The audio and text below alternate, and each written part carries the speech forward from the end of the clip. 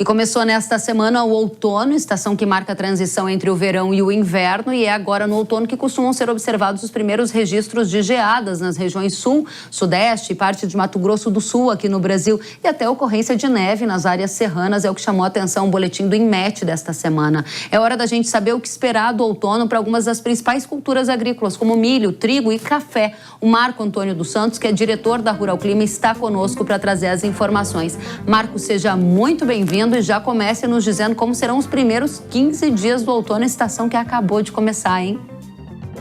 Olá, Kelly. Olá a todos. E olha, começou nessa última quinta-feira, mais precisamente às 6h02, o outono em todo o hemisfério sul. E esse outono, Kelly, será bem diferente do que foi 2024. Vocês podem ver no mapa dos próximos 15 dias que mostra chuvas em praticamente todo o Brasil. No entanto, essas chuvas que estarão ocorrendo principalmente na faixa mais leste do Brasil, e aí coloco Minas Gerais e até mesmo algumas áreas do Paraná, poderão receber volumes mais irregulares. O milho já vem sofrendo por conta de estiagem, então essas chuvas irregulares e temperaturas extremamente altas, tanto no Paraná, São Paulo, Minas, algumas áreas leste de Goiás.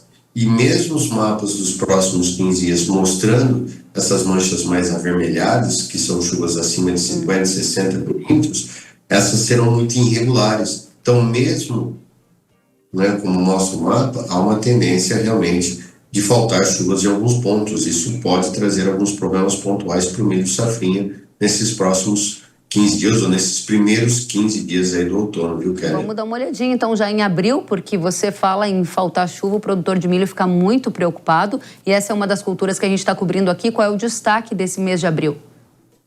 Olha, Kelly, se você observar, as chuvas ficam mais concentradas no sul em abril. O grande problema todo é que, devido ao atraso do plantio da soja, muitos produtores atrasaram o plantio do milho. Então, há uma necessidade muito grande de que venham ocorrer chuvas na segunda quinzena de abril.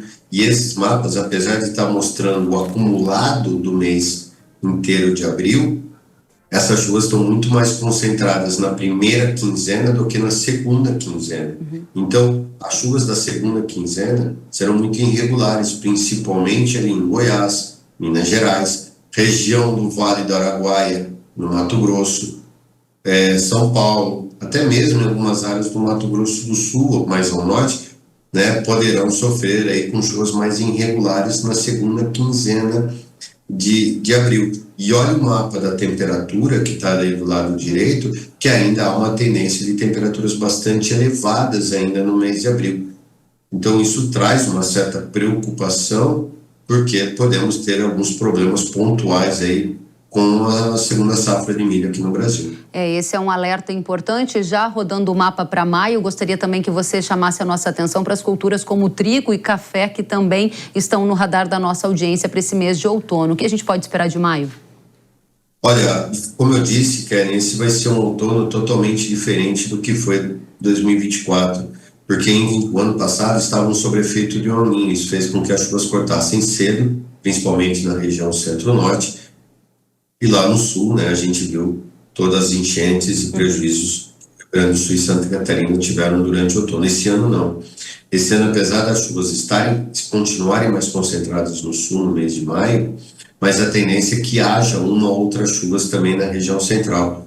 Além disso, o maio ainda continuará sendo marcado por algumas temperaturas altas, algumas ondas de calor.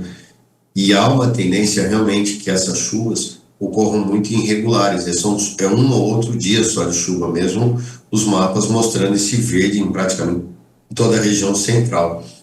E aí, para o milho, isso pode ser uma condição boa para onde cair essas chuvas, mas não é para todo mundo.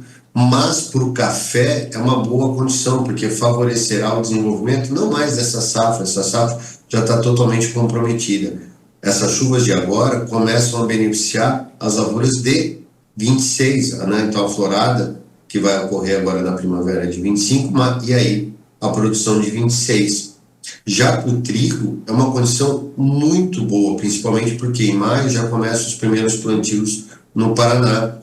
Então, pro trigo, é um ano excepcional, porque além de termos chuvas mais recorrentes no sul, teremos também algumas ondas de frio, o que favorece o pendoamento, né, o perfilhamento do trigo. Então, o trigo eu estou vendo condições muito boas esse ano, viu, Kelly? Muito bem. Para a gente fechar o mapa de maio ou junho, melhor dizendo, na tela, a sua última manchete para a nossa audiência. O que vem aí? Olha, Kelly, reparem que em junho ainda há previsões de algumas chuvas. Como eu disse, só o fato, a gente não está mais sob efeito da laninha, mas só o fato das águas do Oceano Pacífico se manterem dentro de uma neutralidade, mas uma neutralidade negativa, ou seja, ainda permanecendo com águas ligeiramente mais frias, isso vai favorecer com uma continuidade das chuvas. Então, não descarta a possibilidade de algumas pancadas também em junho, principalmente São Paulo, Mato Grosso do Sul e toda a região sul, e aí englobando algumas áreas. Isso volta a beneficiar o café, volta a beneficiar a cana-de-açúcar e principalmente as culturas de inverno, como trigo e aveia. E já começaremos a ter, já em maio, algumas pequenas ondas de frio. Então, o frio esse ano chega mais cedo. Eu tenho falado para todos nossos clientes aqui que o grande risco esse ano, tanto para as culturas de segunda safra, quanto especialmente para as culturas de inverno, não é o fator hídrico, mas o fator térmico e aí, lógico, geadas. Muito bem, tá feito o alerta. Marco Antônio dos Santos, obrigada por dividir conosco a previsão climática para o outono, impactos em importantes culturas agrícolas do Brasil. Volte sempre. Rural Clima é muito bem-vinda também. Eu que agradeço, Kelly, é sempre uma honra, um grande prazer estar aqui com vocês. Até a próxima. Tchau, tchau.